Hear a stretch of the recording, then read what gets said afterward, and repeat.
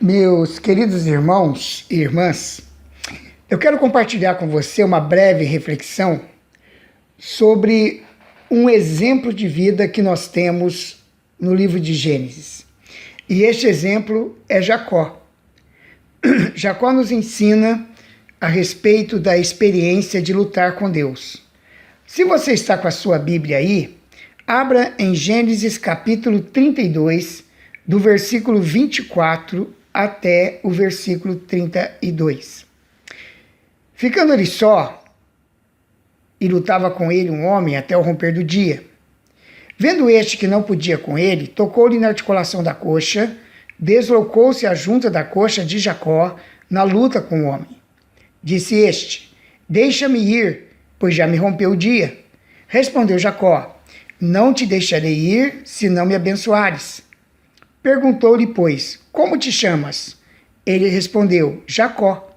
Então disse, já não te chamarás Jacó, e sim Israel, pois como príncipe lutaste com Deus e com os homens e prevaleceste. Tornou Jacó e dize, rogo-te, como te chamas? Respondeu ele, por que perguntas pelo meu nome? E o abençoou ali. Aquele lugar chamou Jacó Peniel, pois disse, vi a Deus face a face, a minha vida foi salva. Nasceu-lhe o sol quando lhe atravessava Peniel e manquejava de uma coxa. Por isso os filhos de Israel não comem, até hoje, o nervo do quadril, na articulação da coxa, porque o homem tocou a articulação da coxa de Jacó no nervo do quadril. Meus amados, a história de Jacó, ora nos conforta, ora nos confunde. Eu acredito que seja uma das histórias que mais nos provoca essa tensão entre o conforto por um lado e a confusão por outro. Por quê? Bom, embora possamos considerar muitas das decisões de Jacó com desdém, e até nos perguntar por que Deus protegeria tanto um homem assim, isso nos conforta ao percebermos que o Deus que estendeu sua graça a Jacó, também a estende a nós. Jacó, enganador, Jacó, trapaceiro, Jacó, o homem de muitos erros, porém, um homem que foi alvo da graça de Deus, um homem que lutou com Deus. Em um episódio famoso descrito em Gênesis capítulo 32, Jacó luta com um estranho poderoso que mais tarde ele concluiu ser Deus. Alguns estudiosos acreditam que Jacó lutou com o Cristo pré-encarnado. Outros acham que o adversário era um anjo. Há ainda quem sugira que Jacó tenha lutado com Deus somente em oração e que tudo isso aqui seja uma descrição metafórica dessa luta de Jacó com Deus em oração. Em todo caso, a nação de Israel recebeu esse nome devido a Jacó, a quem Deus passou a chamar de Israel, que significa ele luta com Deus ou príncipe, um príncipe com Deus. E no versículo 38,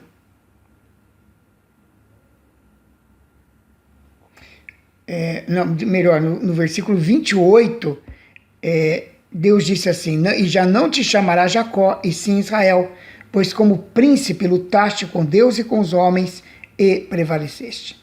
Apesar de muitas falhas e fraquezas e dos sofrimentos subsequentes, Jacó foi amado por Deus. E por meio da sua estranha luta, ele nos dá um modelo do esforço necessário para a oração eficaz. Em Colossenses, no capítulo 4, versículo 12, Colossenses, capítulo 4, 12, texto esse que você pode ler aí na sua Bíblia, se você estiver com ela na sua mão, Filipenses, capítulo 4, versículo 12. Vamos ver aqui o que Paulo fala sobre essa questão.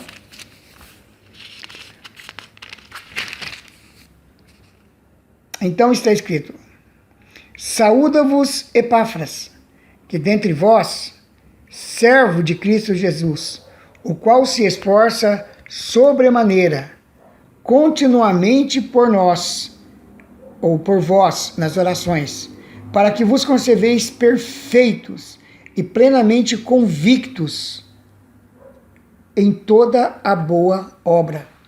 Interessante que Paulo aqui está falando de Epáfras. Epáfras, conquanto ele não seja muito citado na Bíblia, mas, segundo Paulo, era um homem de oração. Epáfras, que dentre vós é servo de Cristo Jesus. Então, em primeiro lugar, Epáfras era um servo. Assim como Jacó, naquela luta com Deus, ali no Val de Jaboque, nós também, para poder servir as pessoas, tal como Epáfras, precisamos lutar com Deus em oração, sermos servos de Cristo Jesus. E um servo, ele trabalha arduamente para que o seu Senhor tenha os seus desejos realizados. E nós sabemos que a vontade de Jesus Cristo para com as pessoas só acontecerá se nós nos posicionarmos como servos diante dele e nos esforçarmos sobremaneira. Então essa é a segunda característica de Epáfras, como um homem que também lutava com Deus, tal como Jacó. Ele era um homem que se esforça sobremaneira. Ele dedicava um esforço muito grande para que os propósitos de Deus para a igreja de Colossos pudesse ser alcançada. Ele também lutava com Deus em oração continuamente. Era um homem que não desistia da oração, acreditava na oração. Então ele continuamente, sobremaneira, ele permanecia em oração. Em oração para quê? Portanto, a vida de oração de Epáfras tinha um objetivo, tinha um para quê. E Paulo diz que ele se esforçava sobremaneira, continuamente orando pela igreja, para que eles pudessem conservar-se perfeitos e plenamente convictos em toda a vontade de Deus. Portanto, Epáfras lutava com Deus para que a igreja fosse abençoada, para que a igreja pudesse receber uma convicção plena de quem é Deus e quais são as coisas que Deus pode fazer. Mas não somente isso, ele também orava para que a igreja pudesse ser perfeita em toda a vontade de Deus, com uma grande convicção acerca da vontade de Deus. Portanto, nós aprendemos tanto com Jacó, lá em Gênesis, quanto com Epáfras, aqui em Colossenses, no Novo Testamento, que nós podemos ser homens e mulheres que lutam com Deus em oração. A oração é o campo de batalha. A oração é o nosso val de Jaboque. É ali que o anjo do Senhor vem e com ele vamos lutar em oração para que se cumpra todo o propósito de Deus. Se você tem um desafio na sua vida, se você está enfrentando uma luta, se você precisa de um milagre, eu quero desafiar você a ser, tal como Jacó, um homem que lutou com homens e com Deus e venceu. Príncipe do Senhor, Israel de Deus. Ou como Epáfras também, que ali na igreja de Colossos orou, buscou intensamente a vontade de Deus em favor dos seus irmãos. Que Deus abençoe e faça de você, meu irmão e minha irmã, um guerreiro do Senhor, lutador de Deus no campo da batalha de oração.